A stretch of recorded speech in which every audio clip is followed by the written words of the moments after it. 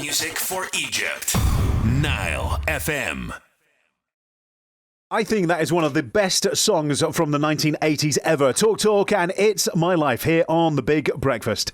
Right, hello, this is Rob, and in the studio I have a special guest with me, and I have been practicing the name over and over again, so I do apologise if I've butchered it in any way. But good morning to Yosr Gado. Good morning. Good morning. Yay!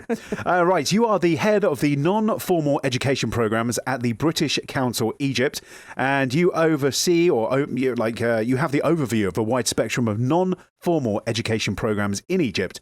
Now, I really want to know, what is that and what does it mean, the non-formal education programs? So the non-formal education, as its name, it's something that's not in the classroom or the university or the structured form. It's like the subtle way of providing young people with skills needed for their life and to thrive within their communities and their societies. Okay, so it's not a classroom structure, it's rather indirect skills. It's like vocational.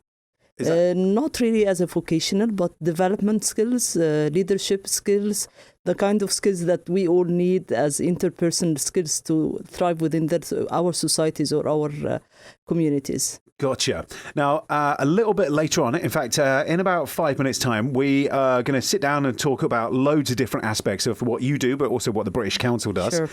So if anyone's got any questions, if you would like to send those in, you're open for that? Yes. Yep, of course. excellent. Right, the number is 015 5955 1042. So talking all things British Council, but also some of the youth and the forefront of societal change. I can't even say it, but it's all right because we've got an ad break, so I'll be able to practice it all. So like I say, if you've got any questions, you can send those in right now. 015 5955 1042. Hit music for Egypt. NileFM. It's no doubt, and underneath it all here on The Big Breakfast, it's 18 minutes past 9, and in the studio I have our special guest, Yosr Gado. Good morning. Good morning. You laughed. Did I get it wrong? No, almost right. Hey, there you go. I got told it's like Yosra, but without the A. Yes, exactly, yes. And that still didn't help me, to be fair. So anyway, we are talking all things British Council this morning. And my first question this morning is this. Now, youth are often at the forefront of societal change. But how does the British Council in Egypt connect with and inspire young people to take action or participate in non-formal education programs? Just before I start, some context and analysis for the youth in Egypt, they represent around 60% of our population, which is currently around 1.6 million or something like that. Just a few. That's huge. Yeah, it's a massive number. 60% yes. of that is a lot. Yeah, exactly. So our mission as a British Council is to empower Egyptian youth and equip them with the right transferable skills to thrive within their societies, their communities, to lead on the positive change they want to see within their communities. We work across different sectors, education, non-formal education, creative economy, arts, English. So we have a diverse offer that can, actually support the young people in their societies to thrive and meet the global challenges or act positively towards the global challenges. So if I was to ask you if you could give an example of one of the projects that you've been working on most recently, would you be able to do that and just tell me, like, yes, definitely. As an example, this is kind of the sort of thing that we were most recently doing. We have different and diverse. We have, for example, a program for the non-formal education called Youth Connect. Youth Connect is like a global program, and we, have our tailored version here in Egypt, where we implement it with civil society actors. We work across communities, Nice. Governmental sectors. We partner with officials like Ministry of Youth and Sports. This is like a sample of what we do, where we are trying to incorporate as much as possible. So you sound quite busy then. Yeah, exactly. Yes. Okay. Another question there would be, because inclusion is a key value for many organisations today. So how does your work under the non-formal education ensure that inclusion, especially of women or people with disabilities or other underrepresented groups, are at the heart of your programs? We try to practice what we preach. So, we adapt to our cultural relations approach, building understanding, trust, and between different stakeholders within any community we work with. So our approach or our way we work, it's built around the community engagement and what the duty bearers can support with and support the young leaders in their community identified issues. So not working in silos and working in collaboratively within our communities is our main target. The issues identified are identified actually by the community themselves. The solution is led by the youth within these communities in collaboration with the duty bearers. Okay, cool. Yeah. Okay. Well, I've got another question I've got to put to you, which is all to do with the specific strategies or partnerships that the British Council has taken to empower women through its work under the non-formal education. And we'll get to that in a second. Sure. Hit music for Egypt. Nile FM. Lewis Tomlinson and Bigger Than Me here on The Big Breakfast. This is me, Rob. Thank you very much for joining me. But we've got a guest in the studio, and that's Yosr Gado, who is the head of the non-formal education programs. Good morning. Good morning. So we've covered quite a bit already, but there is a little bit more I'd like to go into, if that's all right with you. Yeah, sure. And that would be the specific strategies or partnerships that the British Council has taken to empower women through its work under the non-formal education. For us as a British Council, empowering women is something, it's mandatory to all our programs. It's core to whatever we are doing. Not only women, we are talking about inclusion in general. So as mentioned in your question, it's strategies and approaches. And so we do this by planning for this before we implement. We work with partners. All our content is tackled in a way that, all our outputs and objectives are both gender and inclusive, sensitive. So we study carefully how the impact of our work is going to have on our societies and in specific people with disabilities and women. Yeah, I was going to say, so you're inclusive for people that are less abled as well. Yes, of course. So all our interventions are tailored in a way that we are inclusive to women, we are inclusive to people with disabilities. The solutions come from the young leaders are usually sensitive as well it doesn't have to be something that focusing on women, but whatever we are implementing, we need to consider how this will affect different and diverse people, and in specific women and people with disabilities. We allocate different resources even within the implementation.